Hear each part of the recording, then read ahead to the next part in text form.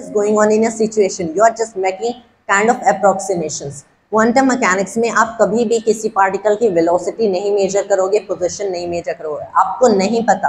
अगर आपके क्वेश्चंस आपको बता रहे हैं ये पार्टिकल यहाँ पे x, y, z पे है in a time t, but it isn't fully accurate. Quantum mechanics कहता है कि हम किसी भी पार्टिकल की एग्जैक्ट पोजीशन तब तक मेजर नहीं कर सकते जब तक हमने एक ऑब्जर्वेशन उस पार्टिकल की नहीं हो।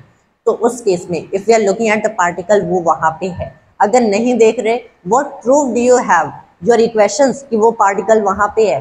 No, that isn't exactly a proof. You have to make observations in order to say कि वो पार्टिकल वहीं पे है। क्वांटम मैकेनिक्स में ऑल यू कैन मेजर ये वेलोसिटी, नन ऑफ दिस। किसी भी पार्टिकल के लिए जो आप मेजर कर सकते हो दो चीजें, पहला उस पार्टिकल की वेव फंक्शन, जैसे क्लासिकल फिजिक्स में हम लोग ये काइंड की क्वांटिटीज मेजर करते हैं, क्वांटम मैकेनिक्स में you can major only the wave function of a particle. जो दूसरी चीज वो वेव फंक्शन से आप कैलकुलेट करोगे प्रोबेबिलिटी। अब यहाँ पे सब प्रोबेबिलिटी से फैमिलियर होंगे, right? The chapter in mathematics की प्रोबेबिलिटी आपका से कहते हो कि अगर मैंने यहाँ पे एक रैंडमली, मेरे पास 3 मार्कर्स हैं यहाँ पे, मैंने एक रैंडमली किसी बॉक्स में रख दिया and I have no way of knowing कि अगर मैं उस बॉक्स में हाथ डाल रहा हूँ एंड वहाँ से एक मार्कर निकाल रहा हूँ तो मुझे कौन सा मार्कर मिलेगा। यहाँ पे 3 मार्कर्स हैं, अगर मैंने एक मार्कर निकाला तो मेरे चांस हो गए 1/3 कि मेरे पास एक पर्टिकुलर ये रेड वाला मार्कर होगा, a chance of 1/3। That is right. Mathematics हमें ऐसा कहता है, since the 3 markers appear to be different, तो मुझे रेड वाला मार्कर निकालने द चांसेस 1/3, इसका परसेंटेज तो 1/3 इंटू 100। तो वैसे ही जो फिजिक्स होता है इट इजंट टोटली एक्यूरेट। हाँ, फिजिक्स एक्यूरेट है, लेकिन जो हमारे प्रिंसिपल्स हैं हम कभी भी टोटली एक्यूरेट नहीं है। Not that physics is wrong, physics सही है, लेकिन हमें फिजिक्स के अभी तक सही लॉज नहीं पता है। तो क्वांटम मैकेनिक्स में वेव फंक्शन से आप पता कर सकते हो द प्रोबेबिलिटी कि ये पार्टिकल यहाँ पे है। क्लासिकल मैकेनिक्स हमें बता रहा था कि ये पार्टिकल यहाँ पे है, क्वांटम मैकेनिक्स क्या बताएगा कि आपके पास कितने चांस हैं कि ये पार्टिकल यहाँ पे। इट वांट्स से कि ये पार्टिकल x पे है, इट विल से कि ये पार्टिकल x एंड x0 के बीच में है, इसकी प्रोबेबिलिटी समथिंग लाइक 60% है, इसकी प्रोबेबिलिटी समथिंग लाइक 70% है।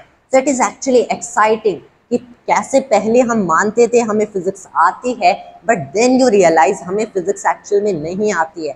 The universe is so vast, so interesting and so exciting. That is what drives me into studying physics. अगर आप एक्चुअल में फिजिक्स समझते हो, not just memorise the equations, what was the purpose behind telling all this thing about quantum mechanics, about wave function? I want to show you how interesting physics can be, कि कैसे हमें लगता है हमें ये सारी चीजें आती है, कैसे हम लोग फॉर्मूला लर्न कर लेते हैं तो हमें लगता है हाँ अब हमें ये चैप्टर समझ आ गया। फॉर्मूला लर्न करने से कोई चैप्टर समझ नहीं आता है। चैप्टर समझ आता है जब आप इन डॉट्स को कनेक्ट करते हो कि अगर ये टॉपिक है एंड ये टॉपिक है, इनके बीच रिलेशन क्या है। I take a more example. हम लोग लाइट के बारे में पढ़ते हैं। अब जो लाइट की स्टडी होती है उसे ऑप्टिक्स कहते हैं। हम लोग इलेक्ट्रिसिटी एंड मैग्नेटिज्म के बारे में पढ़ते हैं। अब जो इलेक्ट्रिसिटी एंड मैग्नेटिज्म है ये तो रिलेटेड है, इन्हें इलेक्ट्रोमैग्नेटिज्म कहते हैं। What if I say optics and electromagnetism are the same things? Maxwell ने बताया था कि लाइट एक इलेक्ट्रोमैग्नेटिक वेव है, मतलब इलेक्ट्रोमैग्नेटिज्म से आप लाइट को समझ सकते हो। लाइट की स्टडी आपके पास है, थ्योरीज है, यहाँ से आप इलेक्ट्रोमैग्नेटिज्म डिराइव कर सकते हो। As I said, physics is all about unification, कि आप अब आपके पास कोई भी फिजिक्स का चैप्टर है उसका कहीं ना कहीं कोई ऐसा रूट होगा, एन अंडरलाइंग प्रिंसिपल, जो कि इसे बाकी चैप्टर से कनेक्ट कर रहा है।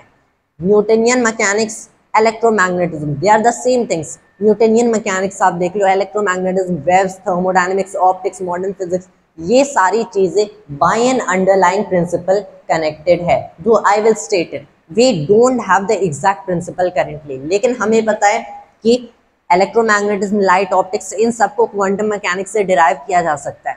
जो ग्रेविटी का केस आता है उसमें आइंस्टाइन की रिलेटिविटी काम आती है। So they are the same things. जब भी आप फिजिक्स स्टडी कर रहे हो, try to connect the dots की ये थ्योरी बाकी किस थ्योरी में यूज हो सकती है, कि कैसे they are the same things. That is the key. बहुत सारे लोग डेरिवेशंस में कंफ्यूज होते हैं, अगर आपको एक्चुअल में कंसेप्ट समझ आता है, you can easily derive the equation, you can get the equation, you don't even need the equation. That is the key to understanding physics. There is no need to memorize these equations, these formulas. Physics is vast and interesting. All you have to do is understand this particular concept, and physics can be even very interesting subject. आप कुछ भी crack कर सकते हो once you understand these concepts, and always remember to read the books.